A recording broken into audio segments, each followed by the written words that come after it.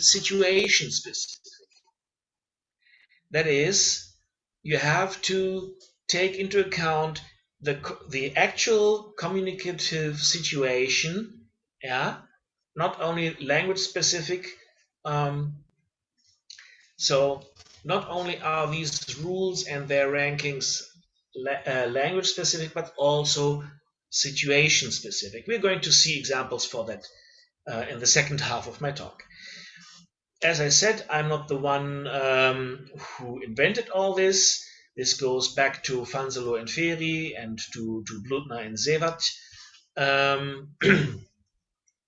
So these are things that have already been in the air in the early 2000s when I, with my colleague Corinna Hanschu, made a paper on this, comparing 3 languages, one of them being in Bahasa Indonesia. And as I already said, these rules in optimality theory can, in principle, be broken or can be adapted or can be given different priorities. And that is exactly what we also see in pragmatics. The so-called conversational maxims, yeah, they share the same property. They can be violated under certain circumstances. We're going to see that in a second, what I mean with that. Especially when you are trying to be polite in a conversation, yeah, you often have conflicting interests and conflicted in the conversation situation. That is, you have a rule that says don't do this, and you have another rule that basically says do this. And then you have a conflict of interest. You need to make a decision whether you break the rule or which rule you actually break. And that is exactly where optimality theory comes in. One thing that can be said in general is that many cross-cultural misunderstandings, whenever you have some kind of communication going wrong in intercultural communication, yeah, these can often be explained exactly with these different rankings of constraints, with these different rankings of rules, yeah, where people don't react or where people don't communicate in the way you would expect it in your set of rules, yeah, and that's where you get the misunderstandings, and that's where you get the problems. So actually, if we understand these constraints and how they work together, we can use that to explain cross-cultural misunderstandings, and we can use it to create cross-cultural awareness. That's also one of my pet peeves, and so this is something where I think this approach is actually useful. Okay, we know Grice and his conversational maxims. Yeah, there are so many of them, and you can translate his maxims into things that sounds like constraints of optimality theory. So there's the maxim of quantity. Yeah? Make your contribution as informative as required. And that would be a constraint called information. Yeah? And that is already contradicting. Do not make your contribution more informative than is required. Constraint, don't go into detail. The star always says no or forbidden. Same with the maxims of quality. Do not say what you believe is to be false, okay, is forbidden false. Do not say that for which you lack adequate evidence. Can be translated into a constraint called don't fabulate, don't make up things. Yeah? Same with the other so-called maxims that can be translated into constraints, like the maxim of relation. Be relevant, that is, make a contribution that connects to the topic you are currently discussing. Yeah, it's the constraint of relevance. And then you have maxims of manner, avoid obscurity of expression, avoid ambiguity, be brief, be orderly, yeah, don't start at the end, and so on. All these can easily, very easily, and have been very easily translated into different constraints that you can use to describe a communicative situation. Then we also have Lakoff's politeness maxims, and of course also these two can easily be translated into OT constraints. Don't impose on your interlocutor. Don't ask them to do things that might inconvenience them. Leave your interlocutor choices. Do not make your interlocutor feel uneasy. Do not reject your interlocutor's statements and requests. Don't say no, or don't say I won't do it or something. So when you're being asked, could you please do this? One pragmatic rule is you don't say no, I don't. And show your intention to accommodate your interlocutor's needs. Constraint of goodwill. That is, that you actually take your interlocutor's requests into consideration and show goodwill, meaning that you actually do want to help or react or act on his utterance. And of course, react to your interlocutor's utterances. Constrain, don't ignore. And all these different constraints are rules that can be broken, and of course, and that's already given by Grice and Lakoff. They know that some of these rules cannot be applied at the same time to the same degree. So sometimes you have to decide which rule to break. Another set of constraints that can be created is for phase, positive, negative phase, the so-called maxims of phase, following Brown and Levinson. So avoid threatening your interlocutor's phase, make your contribution meet your interlocutor's positive phase, avoid threatening your own phase. You don't want to embarrass your interlocutor, you don't want to embarrass yourself. Both, and sometimes you have to choose which one you break. Avoid negative consequences of your contributions which could affect future interactions with your interlocutor. Constraint of consequence. If you're being rude today, maybe tomorrow they don't talk to you. And do not make false promises or empty threats. Maxim of the constraint of reliability. That is, say as you do. Do as you say, sorry. Okay, these are different constraints. And now let's see what are possible phase-threatening acts.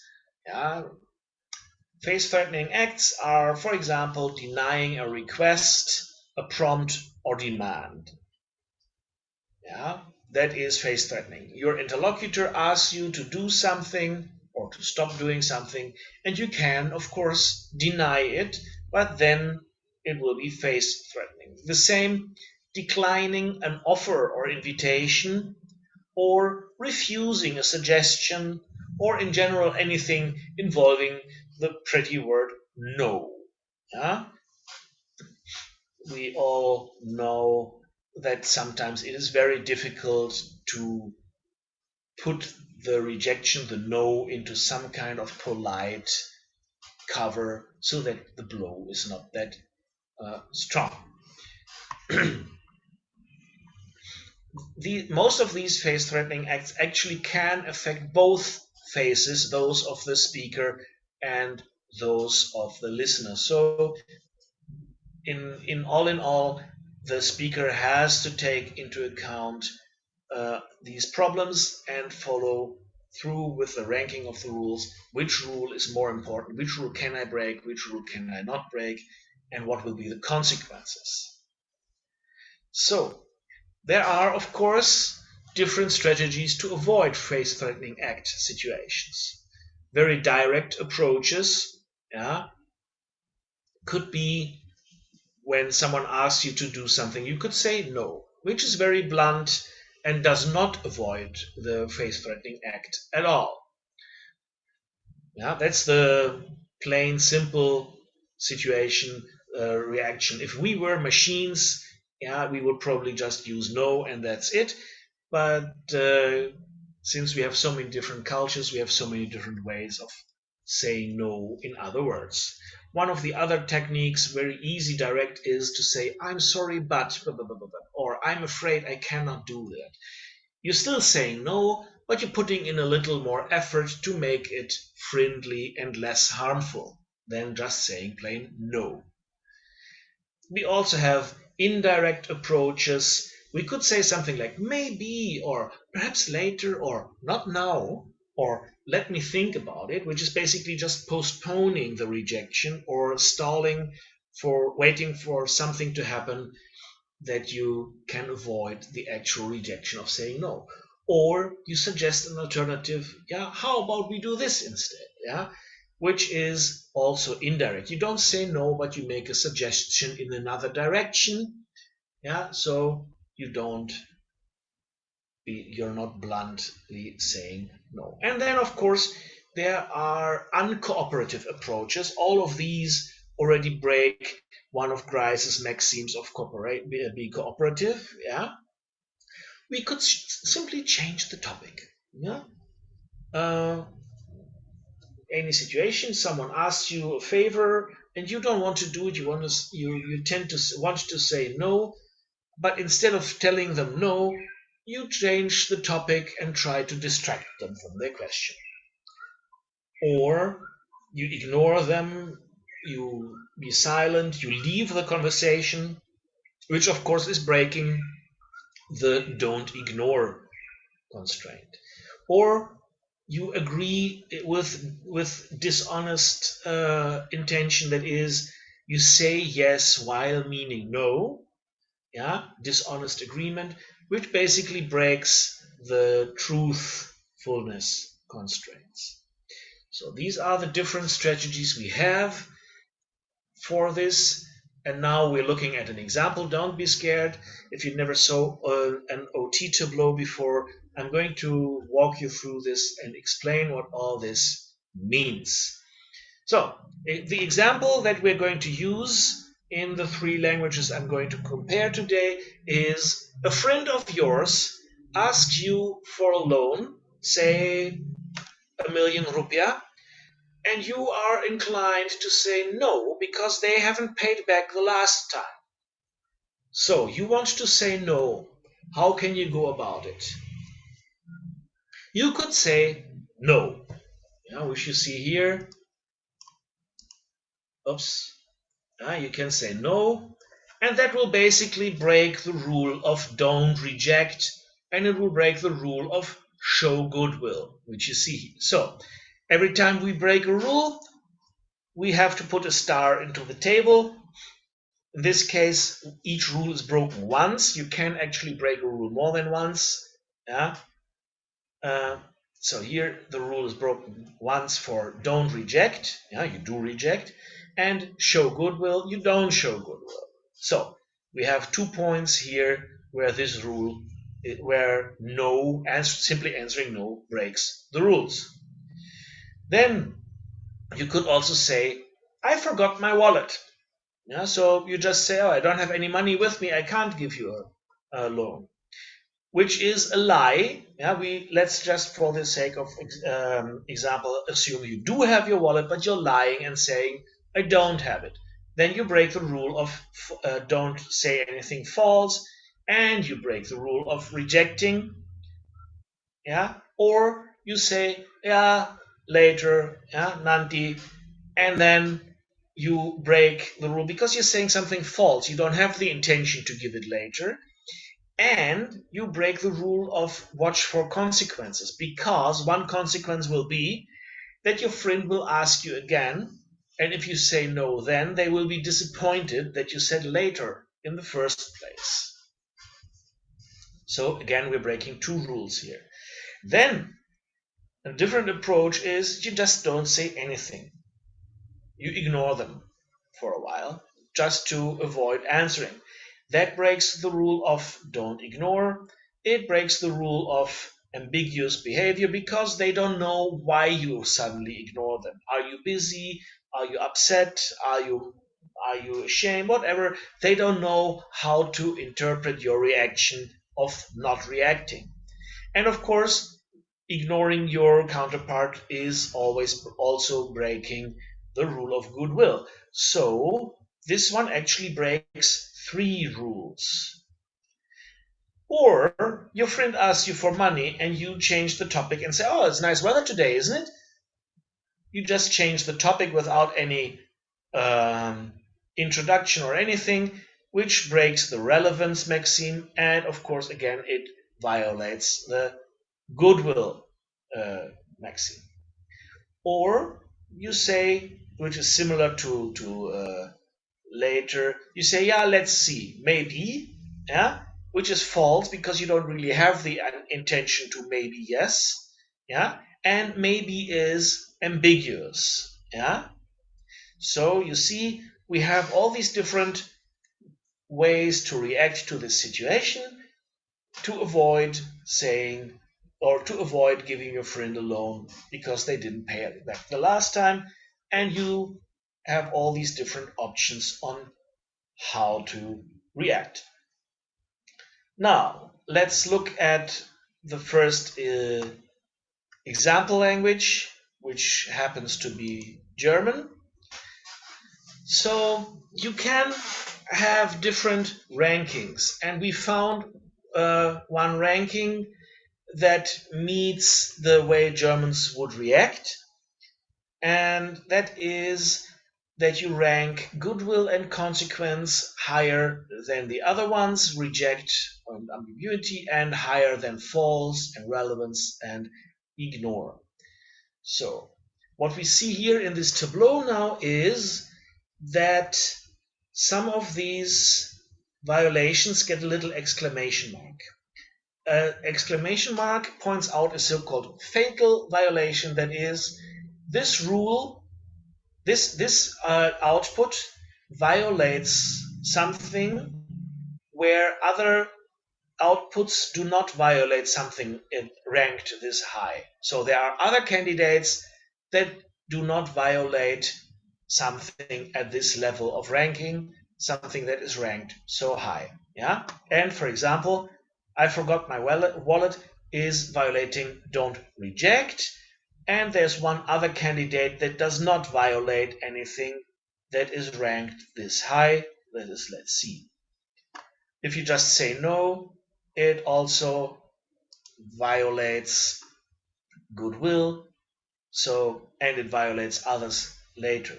The gray shades basically are shown always when there are outputs, when there are candidates, if you want to call them like that, that do not violate the rules ranked higher. Like here, let's see, no violation here and only violations here. So all the things ranked lower here are not interesting anymore because the highest ones are not violated. Same with ignoring someone, and same with changing topic. The point is, whether you have only one violation or 1, 2, 3 is not the point. The point is whether you violate something that is ranked high, that is high in priority, or not. So, my co-author in the paper we published, Corinna and I, we determined, asking several native speakers back then in Leipzig, that probably let's see postponing the decision or postponing the reaction would be the winning candidate. That is what people would do to avoid saying no and to avoid threatening their friend's face. Yeah. So from this, we went back and looked at how much other options would be allowed or not. That is something where you need to collect a little empirical data and ask people, what would you do? And then you can see, okay, this is more frequent, this is less frequent, so this rule must be higher, this rule must be lower. And that's how we ended up ranking goodwill and consequence very high. Actually, this line here should be dotted because these rules are to get no, sorry, forget it. It's the next one. Reject and ambiguity. That line should be dotted because they are at the same level. So when you violate one of them, it's the same as if you violate the other one. So first and the highest is goodwill, then consequence, and then lower the others. In this way, you can see, okay, you can make a prediction. If you know the ranking, you can predict how people would react. We can play through the same thing with another language, with Indonesian. So, same situation and different output. And actually, the more people I ask, the more different rankings I get. So actually, I'm waiting for someone to write their skripsi, their tugas akhir for Indonesian on this. My suspicion is that this is very, very much depending on the region. So people with a Javanese or Sundanese or Minangkabau or Batak background will react differently. This is generalized for what would Indonesians do, as far as you can generalize this. And we see that only the constraint of rejecting the other one, saying no or I forgot my wallet, is ranked the highest, and the next three are ranked on the same level. Don't be ambiguous, face consequences, and be relevant are ranked on the same level. And actually these lines should be dotted, but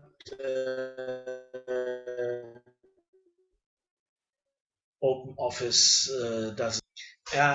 Just imagine these lines, these vertical lines weren't there because these three are ranked at the same level. What we have here is that I forgot my wallet and saying no basically violate the highest constraint, so fatal violations. These two are not options because they break our highest rule, and we have other options that do not break our highest rule. We have some other things going on back here at the end, which definitely cannot be ranked clearly because there's very many deviating answers, and actually I would love to have more empirical data to finally find out whether we can generalize or whether we have to stick with this treating ambiguity, consequence, and relevance at the same level of ranking, and then it is more situation or more speaker dependent than what we can picture in a generalized paper like this. We're giving constructed examples here. We're not describing real interactions. So of course I cannot really predict from my constructed example what would be the actual output. For that I would have to look into actual data, actual reactions, and then I can see, okay, this is the winning output, so these constraints are higher.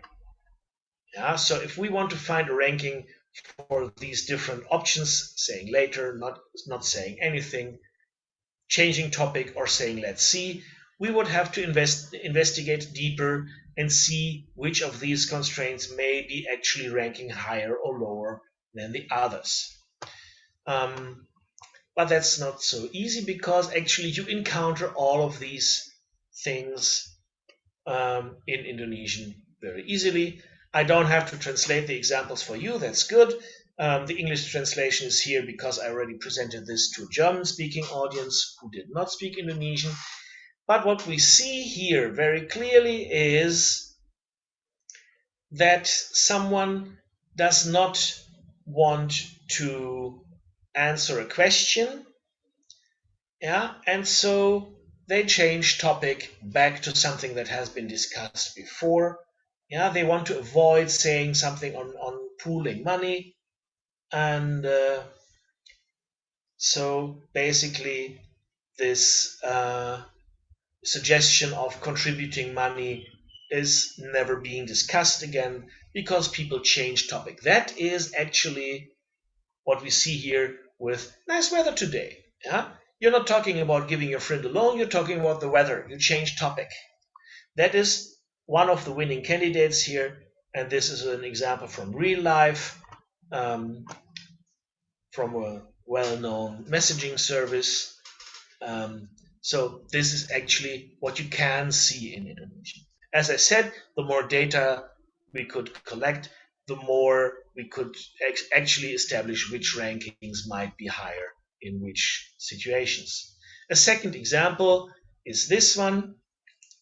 Again, there is a question, an answer being avoided. There is topic avoidance again.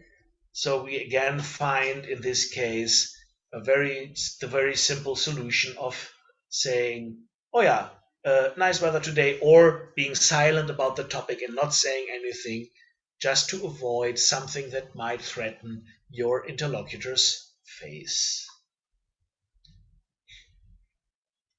Okay, looking at the clock, I have to speed up a little bit. And give you a very quick ride through Japanese. Luckily, back then, when I first did this paper, I had several people who were Japanese speakers and who would say, yeah, Japanese people would do this and Japanese people would do that. And for Japanese, for this asking for a loan question, the winning candidate is actually the one changing the topic. Nice weather today, and pretending you never heard the question for a loan. What we see here is that all other candidates have fatal violations. That is, they break a rule they should not break, which means we only have one winning candidate, and this is how OT, optimality theory, should work. Yeah, if you have the ranking right, there is only one winning candidate, and that's the thing that you observe in the wild. Here we see that I forgot my wallet or saying no both violate reject. Saying later violates the consequence. Yeah, ignoring them violates ambiguity and violates some others later. Let's see violates ambiguity and some others. And nice weather today actually violates none of the highest ranking and thereby becomes the winning candidate. So just from looking at different languages, we can get an idea of which rules in general apply.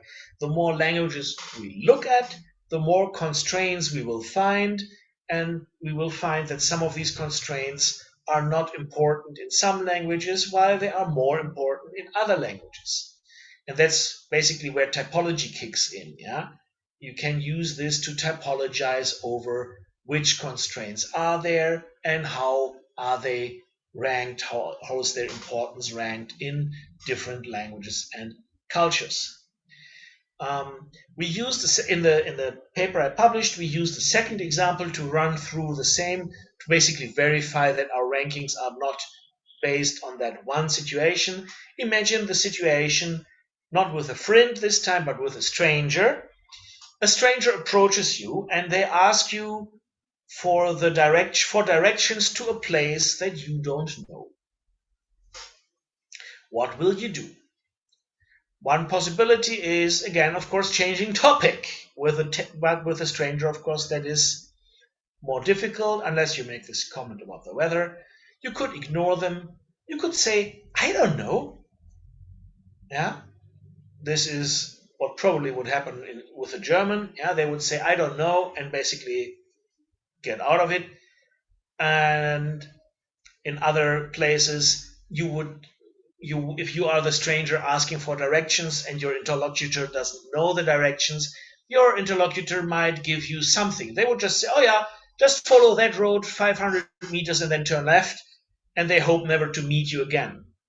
Yeah? They just send you somewhere and hope they don't meet you again so that they don't have to face consequences. In that case, actually consequence, might be ranked quite low because it's a stranger you're not likely to meet again. On the other hand, in another place, maybe your interlocutor will make a lot of effort to actually give you the right information. So don't say something false would be ranked very high. This is what I experienced, for example, in Japan, where asking for directions is much more pleasant situation than in Germany. because your interlocutor will put in a lot of effort to answer your question. Talking of answering questions, I look at the clock and see that my time is running out, so I'll quickly give the acknowledgements that are due. The published paper from 2006 was co-authored by me and Corinna Hanshu, who is now at Regensburg University. My consultants for Japanese were Christopher Schmidt and Onishi Masayuki. For Indonesian, David Gill, Betty Lita Mauputi, and Tessa Yudita. And of course, all this has been done at different institutions at different times during the past 16 years. The institutions that actually paid for some of the work and research and people traveling or talking and so on are the ones mentioned here: MPI IVA in Leipzig, the field station in Jakarta, and Münster University at a later stage. Okay, I thank you for listening to me, and now I'm open for questions and comments. Okay, thank you very much, Pak Jan, for the interesting and crystal clear explanation. Okay, I believe there are some comments or questions from the audience. You can ask Mr. Jan directly, or you can write your comments in the chat.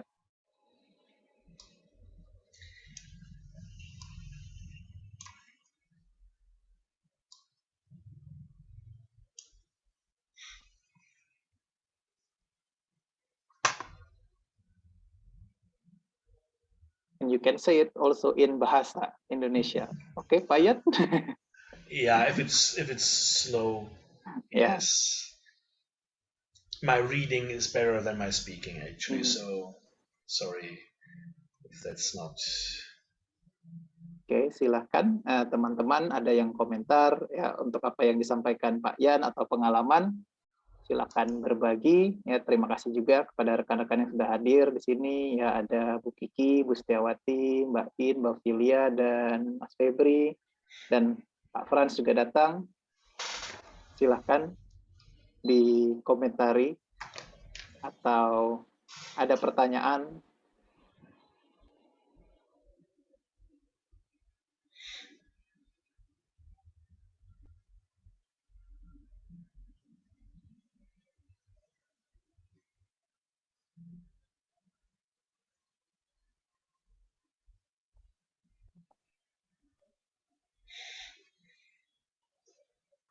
Oke, barangkali saya yang mulai, Yan.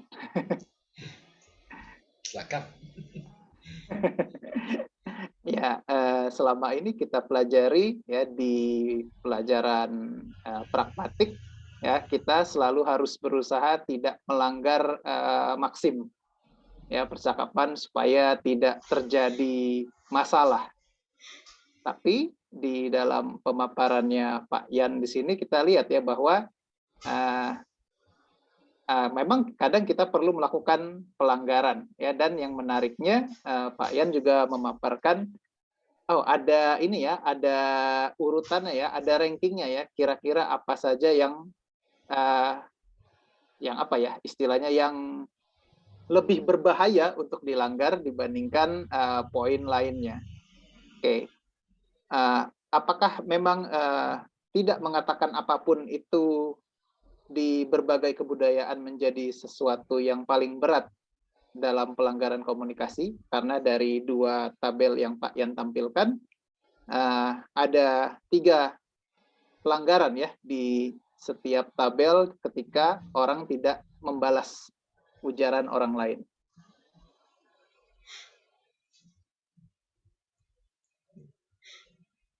Yeah, the 3 dots is yes, ignoring. You just don't answer at all. And that is, in some cultures, it's okay.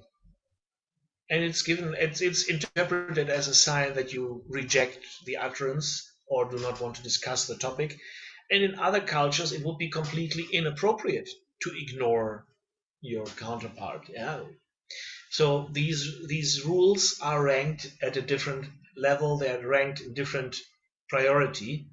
Yeah. In some places it's fine. In some other places it's completely unthinkable that you ignore your interlocutor and do not answer at all. Yeah.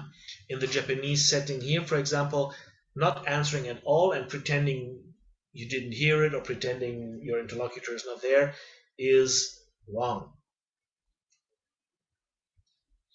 Yeah.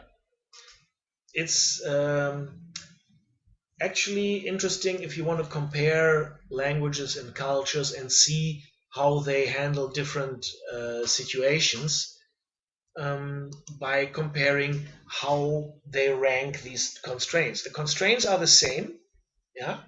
As you can see, sometimes two languages have something similar and similar rankings. The constraints themselves are the same. They're considered to be universal. It's just that in some languages or cultures, they are ranked so low that you don't see them at work. And others are ranked so high that you do see them at work.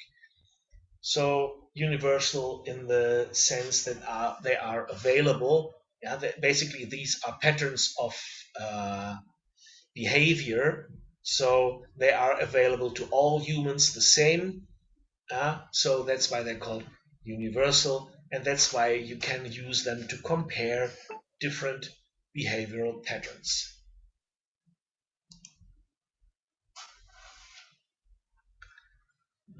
Okay, we have a question here in the chat.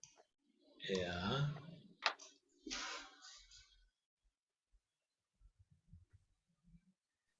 Okay.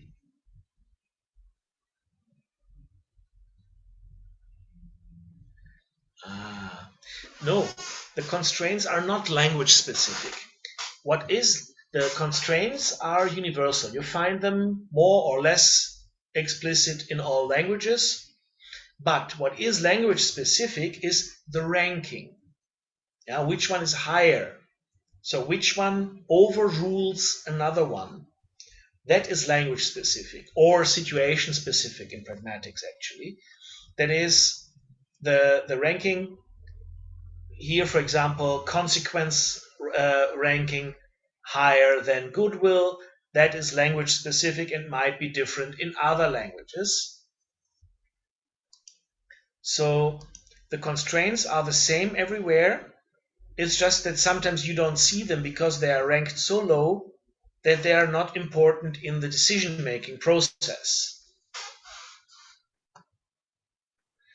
So the more situations, the more languages you take into account, the more different constraints you will find.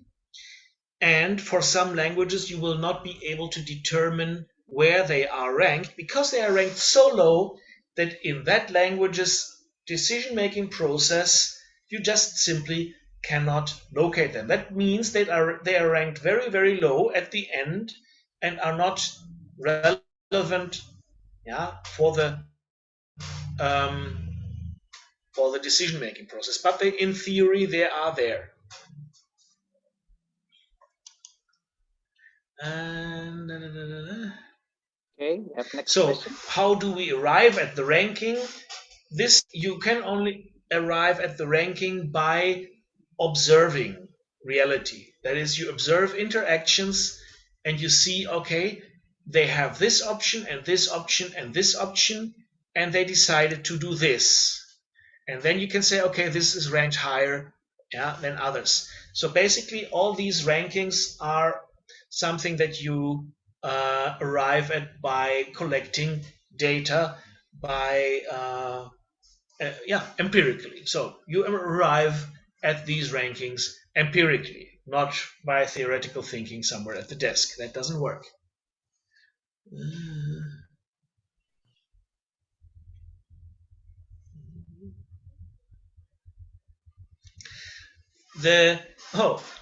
I forgot to say that the input, the candidates are the same for all languages because the constraints are the same.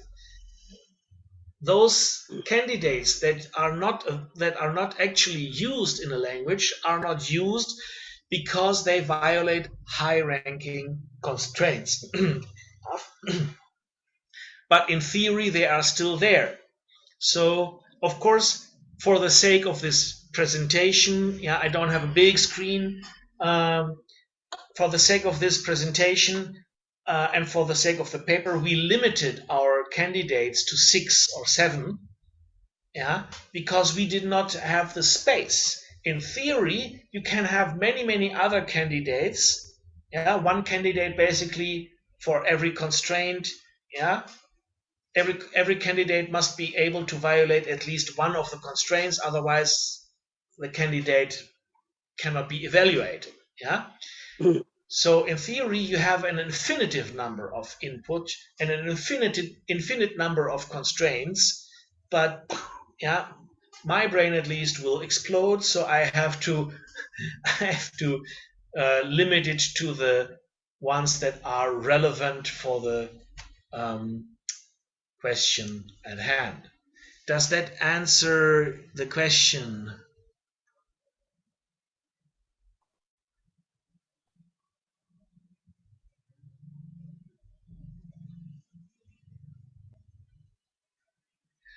Ah, okay.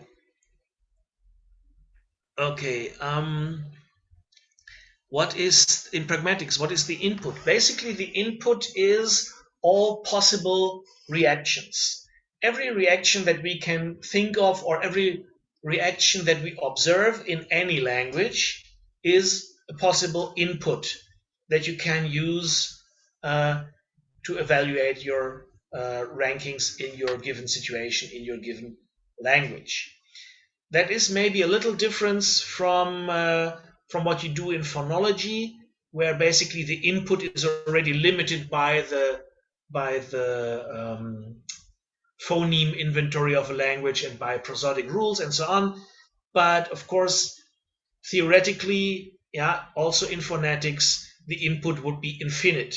Yeah, you have infinite input, and many of these already violate a constraint or use only sounds, yeah, use only reactions that are available in your language, in your culture. So a lot of theoretically possible inputs violate something because they simply don't match the grammar of the language. Yeah, you cannot use phonemes that are not part of the phoneme inventory of a language to create a morpheme in a given language. So anything containing that will already fall through the general evaluation. So what we see here are only those candidates that are actually observable in the wild as reactions by people in a given situation. Yeah, and both of these examples, asking for info alone, and the other example that I mentioned briefly, asking for directions, are taken from actual data, from actual observation. We did experiments with Japanese speakers, with Indonesian speakers, with German speakers in a small scale to see what are the available options, what could they do. And of course, if you would look at more languages, yeah, there would be more different candidates that could be evaluated. Yeah, so if someone is interested in testing this on Javanese or Sundanese or other languages, I would be happy to see the results. And also, of course, if you want to collect more data on Indonesian, that would also be nice. I'm really open for anyone who wants to do this or wants to work on this together with me, because as you could see with the gaps for Indonesian, there are still a lot of things that were um, that were unclear. Where is my Indonesian slide? There. You see, 4 winning candidates is something that you do not have actually in OT usually. So I have to find more constraints. I have to find more things in the given situations that can be taken into account. What we see here is basically an interim result where we don't have all the information, we don't have all the potential candidates, or we don't have all the potential constraints that play a role here. And that's why we have 4 different winning candidates or 4 different possibilities that compete according to some hidden constraint that I did not yet discover.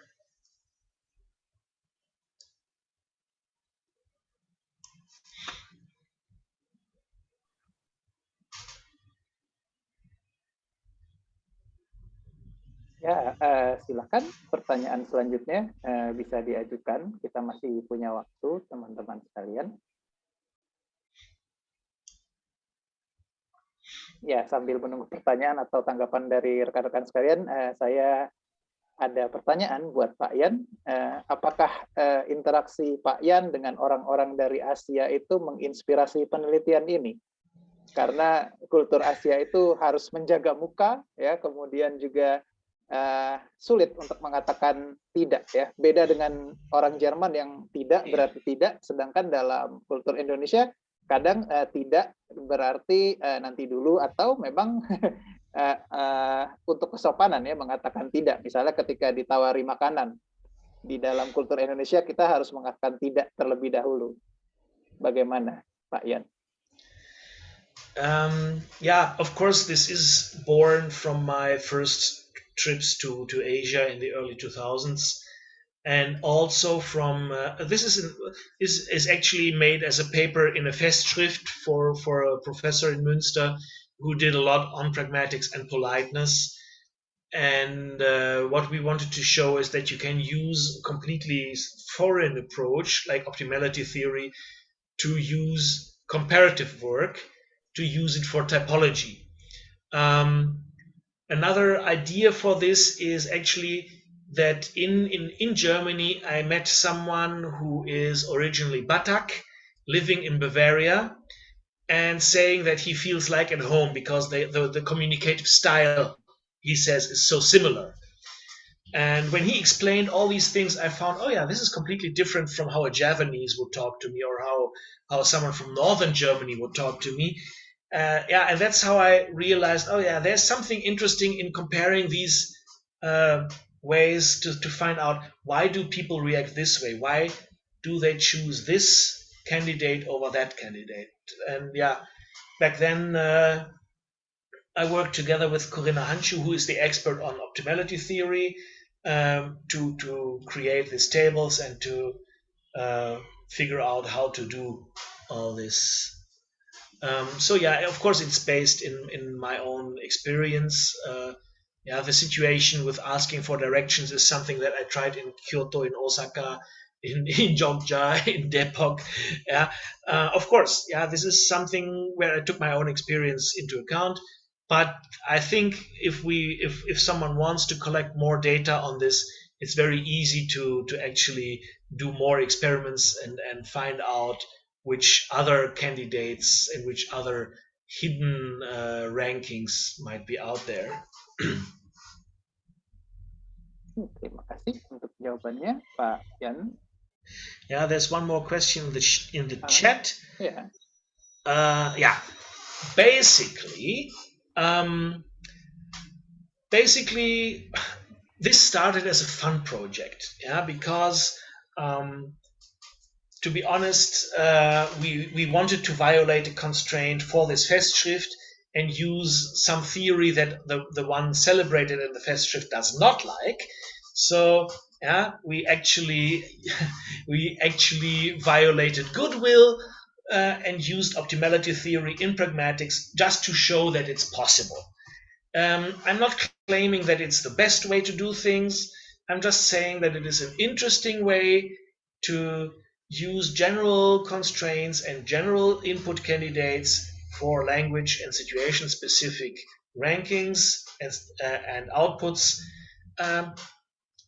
It's a different approach, and it's an existing formalism. Actually, optimality theory is already used in many fields, even outside linguistics, to describe decision-making processes, because you have the same constraints and you can track, okay, this person decided to do that, so for them this rule or constraint must be the most important or the least important. So you can use the same in psychology, and that's actually a crossover. Yeah. Already Edward Sapir wrote a lot about the interconnectedness of language, psychology, and culture. And this is where you can actually find a model, one possible model, to describe the interconnectedness of these. I'm not saying it's the best model. Optimality theory has its own flaws.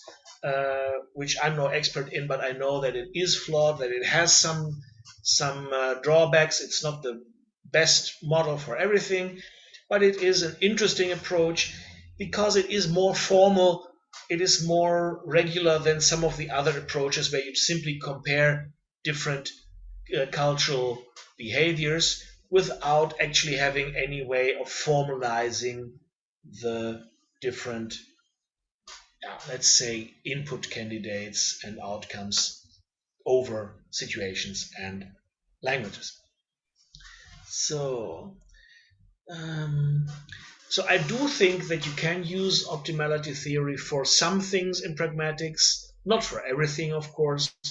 But if you want to compare pragmatics, if you want to compare linguistic and cultural bound behaviors across cultures, across languages, I think that this approach actually is a very useful approach because it's meant for this. It's meant to be used for factorial typology, to typologize which factors are important, which factors are less important in a given language, in a given culture, in a given situation, compared to others.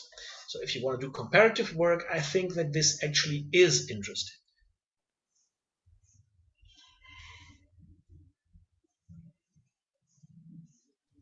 Oke, ya barangkali masih ada yang mau bertanya atau berkomentar.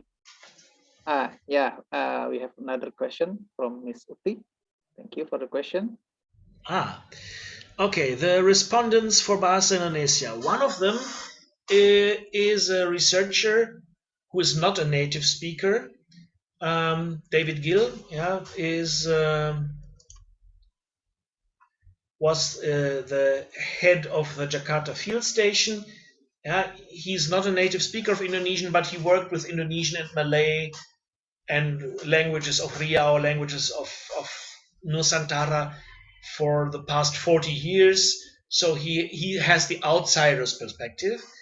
Betty Lita Mongputi is from Leiden in the Netherlands, but she grew up with a background from Maluku, and Tessa Yudita is from Jakarta. She is a native speaker, has a Javanese and Chinese background. So we have two native speakers and one outsider who gave me these evaluations. Of course, as I said, it's not satisfying that we have 4 winning candidates. So yes, more work would need to be done for this. If someone wants to cooperate, or if we find students who want to do their S1 or S2 on this, I would be more than happy to update my tableaus for more data. But at the time of making this paper, I did not have access to more data in the time frame that I had. That's the problem.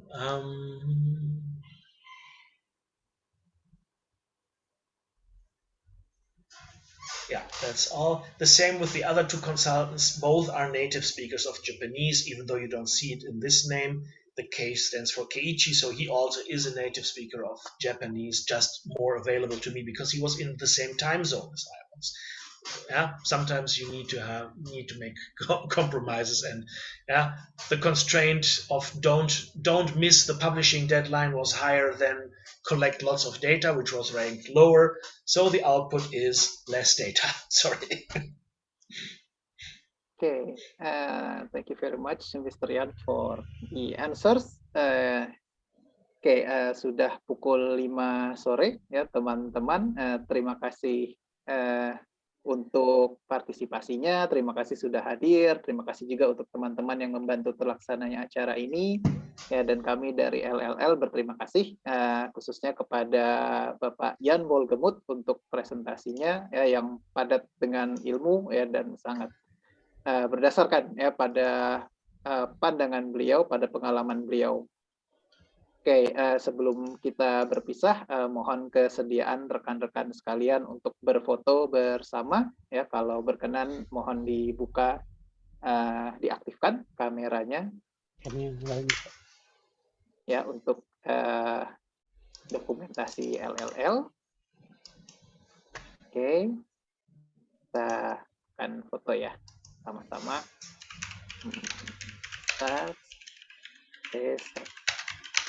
Satu, dua, satu kali lagi ya. Mohon maaf. Oke, satu kali lagi. Satu, dua, tiga. Oke, terima kasih banyak rekan-rekan sekalian. Semoga sehat selalu. Sampai berjumpa lagi nanti di kesempatan selanjutnya. Ini jika ada yang membutuhkan presentasi material untuk presentasi hari ini bisa di-download ya dari link yang diberikan oleh Bapak Yan di chat.